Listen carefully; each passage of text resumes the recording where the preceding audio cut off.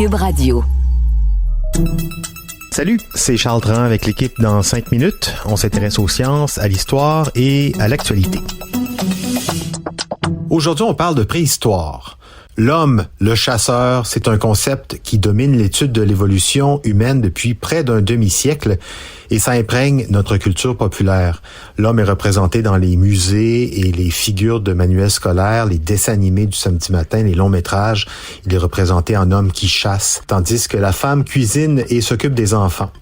Le problème, c'est que même dans le cas de la préhistoire, c'est faux.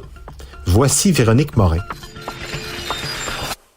Pas plus tard qu'avant-hier, j'entendais à la radio un grand acteur québécois, sans le nommer, se vanter de lire beaucoup, de s'intéresser à un large éventail de sujets et qu'il avait appris tout jeune, grâce à ses lectures, que les hommes étaient faits pour chasser et que c'était dans leur nature intrinsèque et que les femmes n'avaient pas cet instinct de chasse.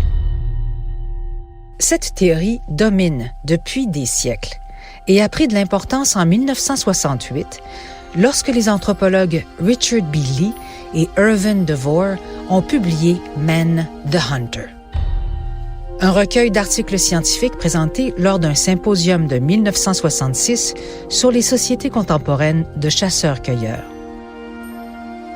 Parce que les hommes étaient censés chasser, les partisans de la théorie de l'homme chasseur supposaient que l'évolution agissait principalement sur les hommes et que les femmes n'étaient que des bénéficiaires passives à la fois de l'approvisionnement en viande et du progrès évolutif.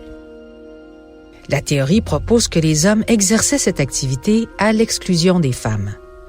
Elle soutient aussi que nos ancêtres avaient une division du travail enracinée dans les différences biologiques entre les hommes et les femmes, dans laquelle les hommes évoluaient pour chasser et subvenir aux besoins, et les femmes s'occupaient des enfants et des tâches domestiques.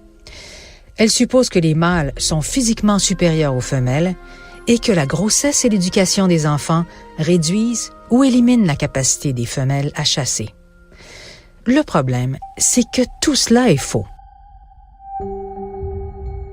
Dans un article de la revue Scientific American du mois de novembre 2023, on y présente plusieurs recherches récentes sur les preuves physiologiques et archéologiques de la capacité de chasse et de la division sexuelle du travail au cours de l'évolution humaine. Voici les faits. D'un point de vue biologique, il existe des différences indéniables entre les femelles et les mâles. Dans l'ensemble, les femmes sont métaboliquement mieux adaptées aux activités d'endurance, tandis que les hommes excellent dans les activités courtes et puissantes de type rafale. Une grande partie de cette différence semble être due au pouvoir de l'hormone estrogène. Étant donné que le monde du fitness vante constamment l'hormone testostérone pour la réussite sportive, il n'est pas étonnant de ne pas savoir que l'estrogène, que les femmes produisent généralement en plus grande quantité que les hommes, joue un rôle extrêmement important dans la performance sportive. Les estrogènes améliorent également le métabolisme des graisses.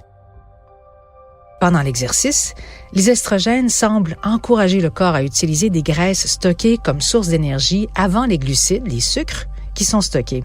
Alors, les graisses contiennent plus de calories par gramme que les glucides. Elles brûlent donc plus lentement, ce qui peut retarder la fatigue pendant une activité d'endurance. L'adiponectine, une autre hormone généralement présente en quantité plus élevée chez les femmes que chez les hommes, améliore encore davantage le métabolisme des graisses tout en épargnant les glucides pour une utilisation future et protège les muscles de la dégradation. Vous vous dites peut-être « attendez, les hommes surpassent les femmes dans les épreuves d'endurance. » Ce n'est que parfois le cas. Les femmes dominent plus régulièrement les épreuves d'ultra-endurance telles que la course à pied Mountain Spine de plus de 420 km à travers l'Angleterre et l'Écosse, la traversée de la Manche à la nage de 34 km et la course cycliste Trans-Am de 6900 km à travers les États-Unis.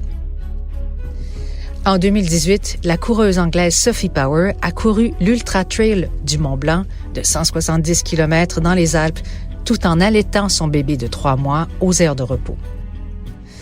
De plus en plus de preuves issues de la science de l'exercice ou physiologie sportive indiquent que les femmes sont physiologiquement mieux adaptées que les hommes aux efforts d'endurance tels que la course à pied, des marathons. Cet avantage concerne les questions liées à la chasse, car une hypothèse importante soutient que les premiers humains auraient poursuivi leur proie à pied sur de longues distances jusqu'à ce que les animaux soient épuisés. En fait, les archives fossiles et archéologiques, ainsi que les études ethnographiques des chasseurs-cueilleurs des temps modernes, indiquent que les femmes chassent le gibier depuis longtemps.